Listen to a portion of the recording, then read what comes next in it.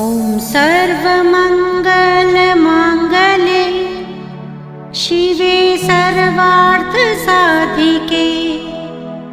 शरण्ये त्र्यम्बके गौरी नारायणी नमोस्तुते। ॐ सर्वमङ्गलमाङ्गल्ये शिवे सर्वार्थसाधिके शरण्ये त्र्यम्बके गौरी नारायणी नमोस्तुते। ॐ सर्वमङ्गलमाङ्गल्ये शिवे सर्वार्थसाधिके शरण्ये त्र्यम्बके गौरी नारायणी नमोस्तुते। के बाद शिव सिंह का साक्षात्कार हो गया और जब तपस्या पूर्ण करके बिटिया बाहर निकली, माँ ने देखते ही कह दिया उमा उमा। उनका एक नाम पड़ गया उमा, क्योंकि माँ ने उसकी दशा को देख करके कहा कि इतना तपस्या से शरीर को उन्होंने सुखा लिया कि अस्थि और चर्म में कोई अंतर ही नहीं रह गया। माँ हमें क्या संदेश देती है कि जो जगदम्बा है वो भी तपस्या करती है और हम और आप कहते हैं समय नहीं है साहब। अरे भैया, सांस आई और निकली, उसके बाद वो कहते मेरे पास समय नहीं है तुम्हारा आसान लेगा, फिर क्या होगा? अरे जिसने सब कुछ आपको दिया, तेरा तुझको अर्पण क्या लागे मेरा।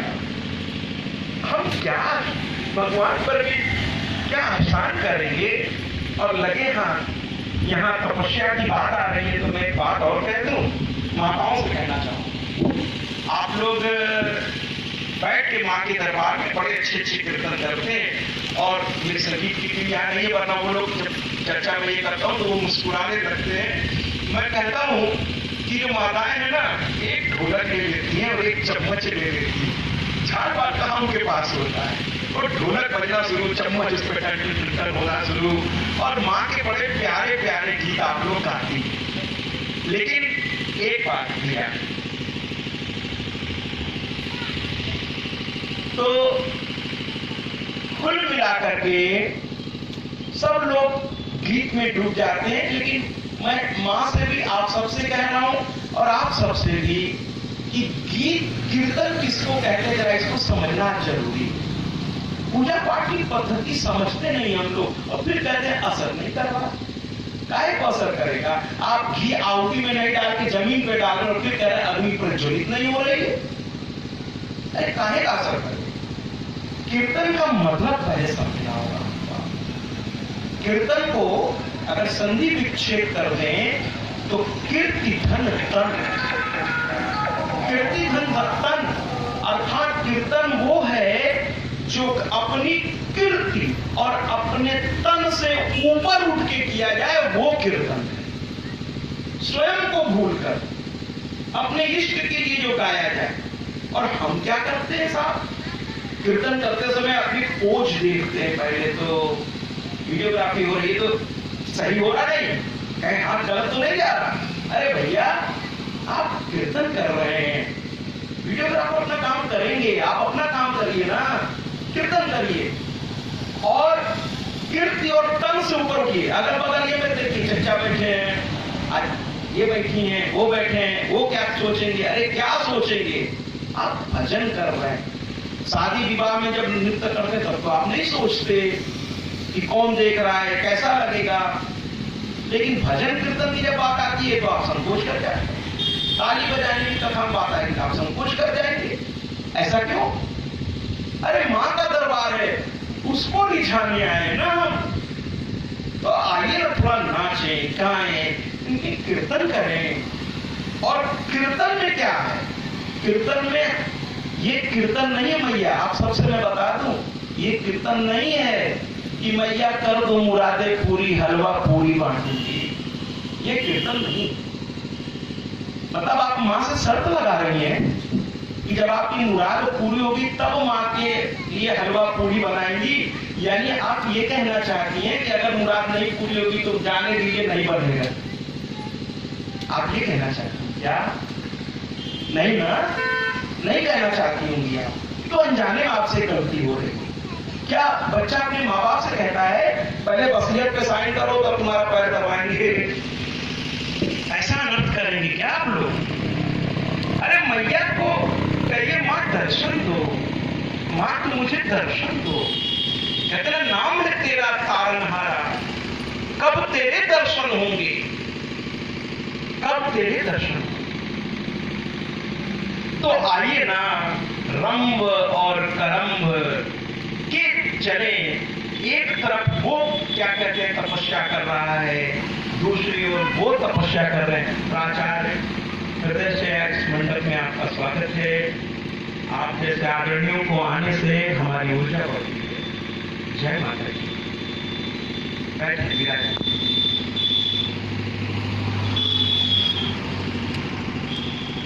तो कहने का तात्पर्य ये है रंभ और कर्म तपस्या में लगते, उनको होश नहीं रहा। अच्छा एक बात और बता दिया, जब आप कोई शुभ काम करने चल पड़ते ना तो विघ्न बहुत आते हैं। आपने महसूस किया होगा, जो उन विघ्नों से हार जाता फिर वो नहीं कर पाता।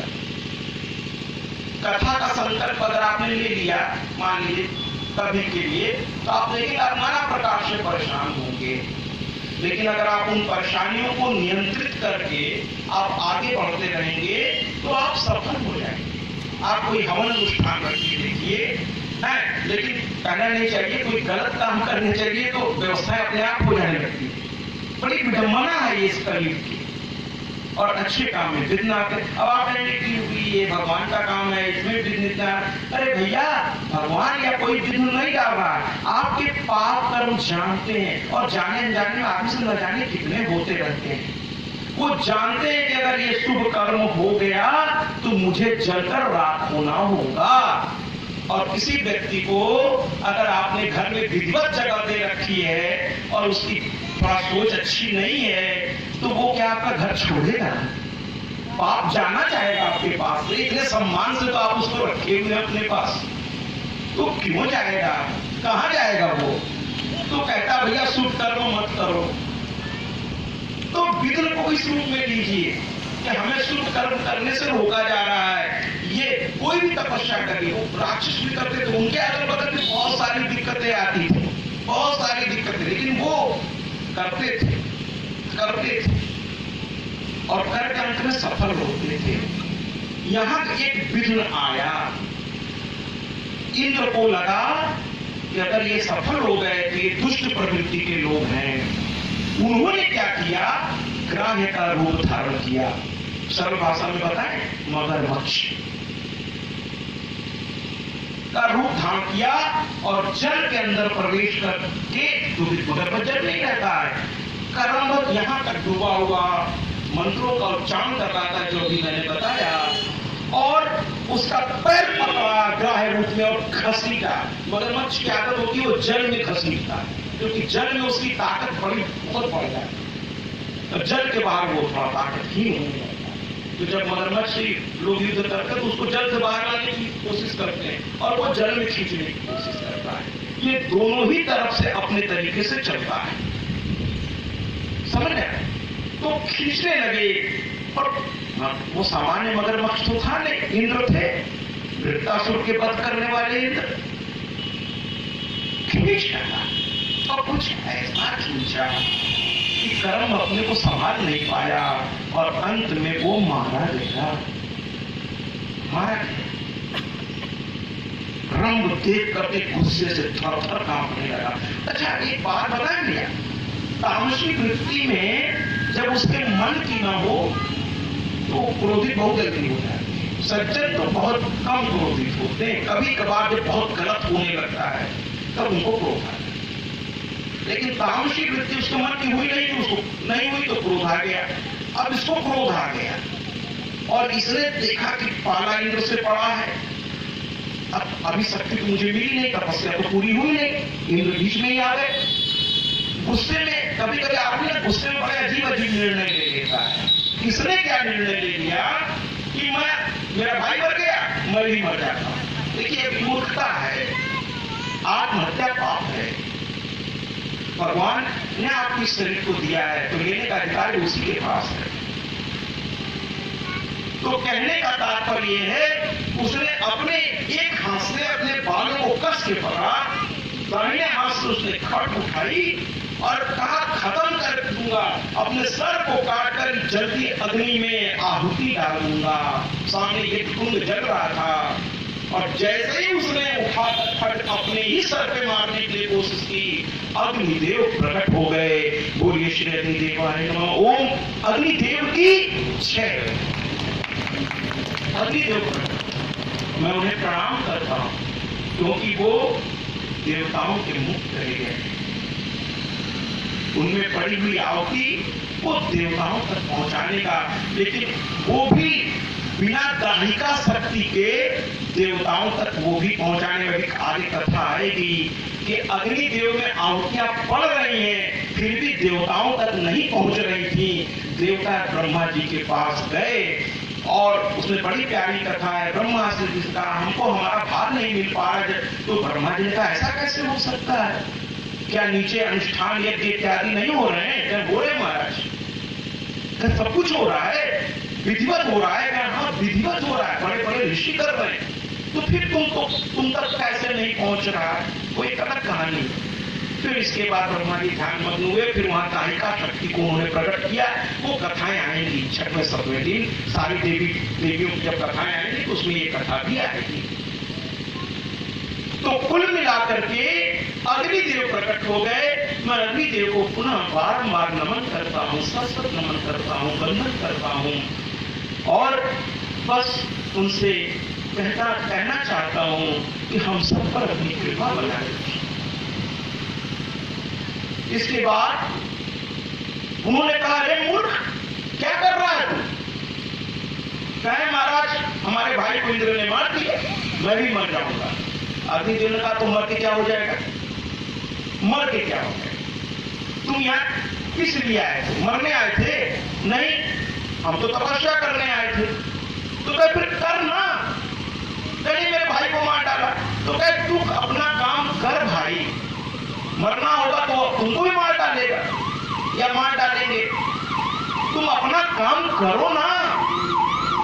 तो उसने कहा क्या फायदा, जब मरना है तो हम ही मर जाते हैं अपने आप से। क्या बड़ा मूर्ख है तू। अच्छा बड़े प्यार से भी कभी कभी डांटते हैं, उसको प्यार समझिए, वरना उनको आने की क्या जरूरत है, मर जाएगा। तो बड़े प्यार से उसको डांट रहे हैं। अरे तू चाहता क्या है ये बता। तो कहे अब सारी इच्छा खत्म हो गई, अब एक इच्छा रह गई है। देखिए तामसी वृत्ति यही होती है, किसी चीज में एक बार में आदमी स्थिर जो नहीं रहे, एक बार कहेगा मैं ये करना चाहता हूँ, फिर कहेगा नहीं अभी नहीं करूँगा, फिर कहेगा अच्छा वो करना चाहता हूँ, फिर ये भी नहीं कर पाऊँ। अच्छा ये तामसी वृत्ति। सात्विक वृत्ति सोच समझ के फैसला लिया तो फिर उस पर अड़े, ये सात्विक वृत्ति। सात्विक वृत्ति तो कहते हैं कि अब ये पलट गया, अब इसको चाहिए कुछ और था, अब ये कुछ और मांग रहा है। क्या मांग रहा है? कहता मुझे ऐसा शक्तिशाली पुत्र दो जो इंद्र को सबक सिखा दे, देवताओं को सबक सिखाए। अब उसका लक्ष्य बदल गया, मुस्कुरा दिए कि देखो राक्षसी वृत्ति इसकी, अपने लिए मुक्ति न मांगे और ये समस्या मांग रहा है। ठीक है बस इतना ही ना कि और कुछ नहीं, बस इतना। तो उन्होंने कहा तथास्तु, और साथ ही साथ मंच के सामने कृपया बात न करें। साथ ही साथ उन्होंने सावधान किया कि जब तू यहां से चलेगा तो जिसको भी देखकर तेरे मन में इस एक भाव उत्पन्न होगा कि इसी से मुझे पुत्र प्राप्त हो, उसी से तुझे पुत्र प्राप्त होगा। सावधान रहना, बहुत सोच समझ के निर्णय लेना, बहुत सोच समझ के। सावधान किया। गुरु जो होते हैं, संत जो होते हैं और ईश्वर तो खैर वो आपको सावधान कदम कदम पे करते हैं, लेकिन आप सुनते, आप कहते नहीं साहब सामने से बात नहीं मना किए। अरे आप बताइए जब आप कोई काम करने गलत दिशा में बढ़ते हैं तो अंदर एक आवाज आती है न करो, ये गड़बड़ हो जाएगा। वो कौन है? ईश्वरी शक्ति नहीं है तो कौन है? वरना आप मूड बना चुके हैं मुझे करना है। तो ईश्वर तो कदम कदम पर सावधान, हम लोग सुनते हैं इनकी बात। मैंने कल भी कहा था, सुनने की अगर फुर्सत हो तो दीवारों दर बोलते हैं, सुनिए तो, जगह जगह बोल रहा है आपसे, सुनिए तो, समझने की शक्ति तो ले आई अपनी तपस्या से। तो उन्होंने सावधान कर दिया, इसने कहा ठीक है, अब देखिए कुछ ये पहचान और होगी, किसी की बात ध्यान से नहीं सुनता, ये बात ठीक है, इसको बस लगा हमारा काम हो गया, मतलब था चलो चल दिया। धीरे मुस्कुरा पड़े, अंतर ध्यान हो गए, ये भी प्रणाम करके चल दिया। चलता गया चलता गया चलता गया, अपने राज्य की ओर बढ़ रहा था, तब तक एक महिषी दिख गई। सरल करने के लिए मैं इसको कह दूं जिससे आपको भी समझ सबके आ जाए, तो अधिकतर लोग समझ गए होंगे। भैंसी होगी, भैंसी हर घर में बधी, तो एक महिषी दिख गई। अब देखिए राक्षसी वृत्ति, इसका उसी पर ही आसक्त हो गया। मैंने कहते जो मर्यादा में न रहे वही तो राक्षस है, जो मर्यादित व्यवहार नहीं करे वही राक्षस, तो उसी पे आसक्त हो गया। उसको ये होश ही नहीं रहा कि मैं मानव योनि, ये जानवर योनि, ये क्या मैं करने जा रहा हूं। और अंत में अग्निदेव का आशीर्वाद फलीभूत हो गया, महिषी गर्भवती हो गई, गर्भवती हो गई। अब ये उसको लेकर अपने राज्य में पाताल लोक में आ गया, वहां आराम से रहने लगा, उसकी देखभाल अपनी पत्नी की तरह करने लगा। ठीक है, वो भी इनके साथ रह रही थी, दोनों आनंद से रह रहे थे। एक दिन उस महिषी को देखकर एक महिष यानी भैंस, वो कामांध होकर के उसके पीछे दौड़ रहा। भाई जानवर तो जानवर, अब वो भागने लगी, ये दौड़ने लगा, भागते भागते अपने पति के सामने खड़ी हो गई, रंभ के सामने। रंभ ने ललकारा उस भैंस को, सिंह से पकड़ा, वो भी बहुत मजबूत था, दोनों में भयंकर युद्ध हुआ। अंत में उसने सिंह से इनका पेट ही फाड़ दिया और ये मर गए। गलत काम का नतीजा अच्छा हो ही नहीं सकता। आप मर्यादा से बाहर जाएंगे तो उसके परिणाम अच्छे होंगे ही नहीं, मर जाएंगे। अब महिषी रोती हुई भाग चली। यक्षों ने देखा कि एक गर्भवती महिषी चली आ रही है, पीछे महिष चला आ रहा है मदांध होकर के या कामांध कह लें। यक्षों ने सावधान किया, अरे एक गर्भवती को परेशान कर रहे हो, मार दिए जाओगे। सुना कहा उसने, नहीं सुना, आगे बढ़ा, अंत में यक्षों ने उसे मार डाला, महिष मारा गया, लेकिन महिषी अभी भी है। फिर यक्षों ने उससे पूछा कि क्या घटना है, और यक्ष उसकी भाषा समझते थे, उसने सारी बात बताई। यक्षों ने जाकर के रंभ को उठाया, ले आया, चिता सजाई और उसके शरीर को पवित्र करने के लिए उस चिता पर रखा, मंत्रोच्चारण के साथ मुखाग्नि देने लगा। तो महिषी कहने लगी, मुझे भी मेरे पति के साथ चला दो, जब ये नहीं तो फिर मेरा क्या। मैं इस लाइन को बहुत अब लंबा नहीं बोलना चाहता, क्योंकि आज एक ऐसी, मैं वहां जिक्र नहीं कर सकता उस चीज को, लेकिन आज एक ऐसी घटना मैंने सुनी कि मेरा हृदय गिर चुका है। पत्नी ने कह दिया, जब मेरा पति ही नहीं तो मैं जीकर क्या करूंगी, क्या मतलब इस जीवन का। और यक्षों के मना करने के बावजूद जलती हुई चिता में महिषी कूद गई। चिता तो बहुत तेज जल रही थी, और अंत में क्या कहते हैं, वो भी उसी के साथ जलकर भस्म हो गई। चारों ओर एक अजीब सा सन्नाटा था। तभी उस सन्नाटे को चीरता हुआ एक महिष पैदा हुआ, एक महिष पैदा हुआ, और उसमें इतनी गुण थे। अग्निदेव का आशीर्वाद तो फलीभूत होना ही था, वो नाना रूप धर सकता था, मायावी था, शक्ति संपन्न था और नाना प्रकार की चीजों से विभूषित था। वो पैदा होते ही हुंकार भरने लगा और उसके साथ एक व्यक्ति और पैदा हुआ। बड़ी एक मजेदार घटना है। उसके साथ एक व्यक्ति और पैदा हुआ, और वो जानते कौन था? वही रंभ था जो पुत्र के प्रेम में पागल था। कहा फिर वो वापस आया पुत्र के पीछे पीछे। देखिए, बहुत ज्यादा प्यार आपको कमजोर करता है।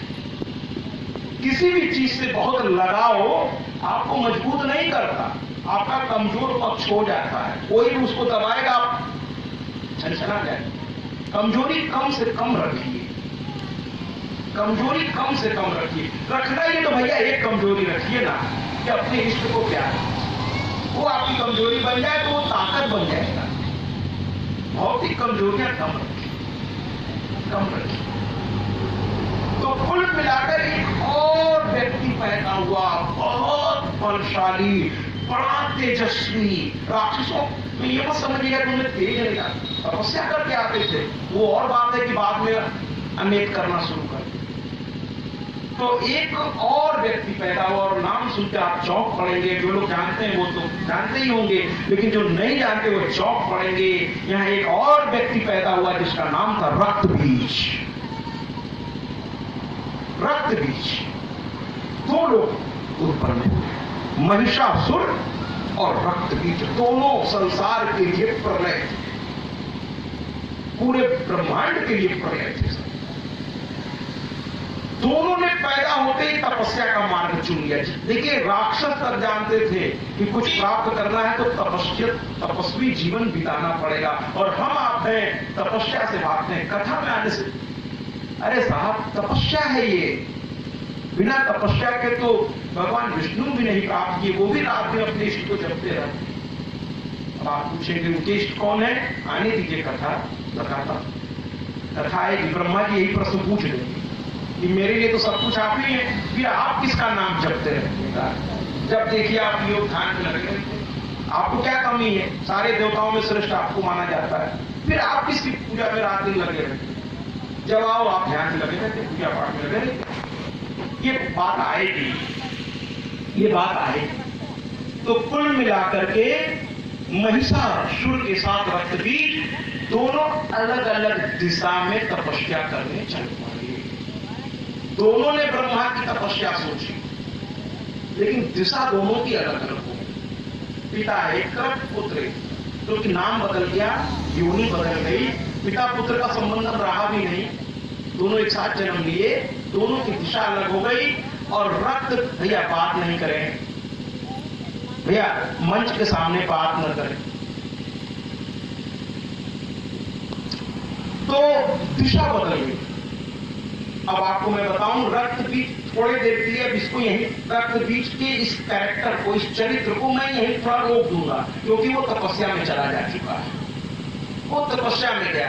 अब आप कहेंगे कब आएगा साहब? शुंभ निशुंभ के समय आएगा, आएगा, उसको आना ही है। लेकिन महिषासुर अलग ही चल रहा, और उसने जब राक्षसों को पता चला, अच्छा सज्जन व्यक्तियों को एकत्र होने में समय लगता है, कोई शुभ काम करना हो तो लोगों को एकत्र करना बड़ा कठिन होता है, लेकिन गलत व्यक्ति बहुत जल्दी इकट्ठे हो जाए।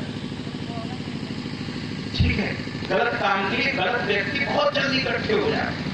राक्षसों को पता चला और एक एक करके सब उसके पास आने लगे, एक से बढ़कर एक राक्षस। है ये तपस्या करके आया है, अब राक्षस योनि को कोई दिक्कत नहीं है, इसको राजा बनाते हैं। महिषासुर को राजा बना दिया, और उसने राजा बनते ही वो करने क्या लगा, एक एक करके राजाओं को अपने अधीन, अगर वो राजा लौटे थे तो मार डालता था, मार डालता था। और इसने भी तपस्या करके ब्रह्मा जी से वरदान ले लिया था कि ये मनुष्य से, मतलब मनुष्य नहीं बल्कि पुरुष योनि से, यानी पुल्लिंग से, चाहे वो यक्ष हो, गंधर्व हो, किन्नर हो, नाग हो, असुर भी, असुर को भी उसने जोड़ लिया, असुर हो, देव हो, दानव, कोई भी हो, मैं पुल्लिंग से न मारा जाऊं, यानी कि पुरुष से न मारा जाऊं, पुरुष से न मारा जाऊं। ब्रह्मा जी ने मुस्कुरा के पूछा था उस समय कि स्त्रियों के बारे में क्या ख्याल है, तो कह अरे, और हम अन्यथा मत लीजिए, लेकिन ये सच्चाई आजकल बहुत से पुरुषों की यही मानसिकता है, अरे स्त्री क्या है, उनको महत्व देने नहीं चाहते। मैं ऐसे पुरुषों को सावधान करता हूं कि स्त्री क्या है, अरे स्त्री दुर्गा भी है, स्त्री काली भी है। मत ललकारिए उसे बार बार, ममता में है, आपकी घर गृहस्थी को संभाले हुए उसके स्वाभिमान को बार बार चोटिल मत करिए, वरना अगर अंदर से काली आ गई ना, भाग चलेंगे आप मैदान छोड़, भाग चलेंगे, नहीं खड़े होगा। स्त्री को आप हल्के में मत लीजिए, अरे वो माँ है, बहन है, न जाने कितने रिश्तों का बोझ उठती है। मैं यहाँ बोझ शब्द इसलिए इस्तेमाल कर रहा हूं क्योंकि उनके ऊपर बहुत सारी जिम्मेदारी हो जाए। कुल मिलाकर के स्त्री से मुझे कोई चिंता नहीं है, इसलिए मैंने उसको छोड़ दिया। वो क्या मारेगी मुझको, क्या मारेगी वो? ब्रह्मा जी मुस्कुरा के कह जाओ ठीक है। देखिए ब्रह्मा जी ने उसको सावधान किया कि स्त्री के बारे में क्या ख्याल है। उसने कहा अरे छोड़िए, उनके बारे में कुछ सोचना ही नहीं मुझको। तो ब्रह्मा जी ने कहा ठीक है भैया, कोई बात नहीं, कोई बात नहीं। और इस तरीके से या युद्ध होने लगे, एक के बाद एक राजा पुरुषों से तुम्हारा नहीं जा सकता था। पूरा पृथ्वी का जितना तक, जहां तक नजर गई सब उसके अधीन हो गए। राजा उसको कर देने लगे, आज की भाषा में टैक्स कह लीजिए, और वो राजा को जीवन दान देता था कि ठीक है तुम कमाओ खाओ, लेकिन इतना हिस्सा अंदर पहुंचा। इस तरह से ये चल पड़ा। अब देखिए दुष्ट आदमी का जितना मिलता जाए उसका मन बढ़ता जाता है। सज्जन में क्या है, मर्यादा हर जगह रहती है, मर्यादा रहती है हर जगह। अब दुष्ट में क्या है, जितना उसको मिलता जाए उसकी भूख बढ़ती जाए, वो रुकता ही नहीं, तभी तो उसका विनाश हो जाता है। कहीं तो जाकर रुके, रुकता ही नहीं, विनाश हो जाता है उसका विनाश हो जाता है। भैया ॐ सर्वमंगल मांगल्ये शिवे सर्वार्थ साधिके शरण्ये त्र्यंबके गौरी नारायणी नमोस्तुते।